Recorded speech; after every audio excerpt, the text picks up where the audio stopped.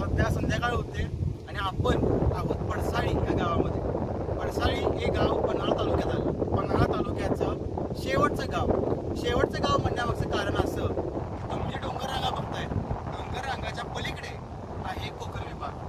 तिथे राजापूर हे ठिकाण सर्वात पहिलं लागतं. सर्वात जवळचं ठिकाण आहे राजापूर.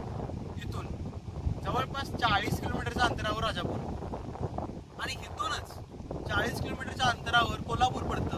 जर आपण कळे आणि कळ्यामार्गे वालिंगा आणि कोल्हापूर गेलो तर इथे तुम्ही बघताय आपण डॅमवर उभा आहोत. हे डॅम ह्या एरियातलं सगळ्यात मोठं डॅम.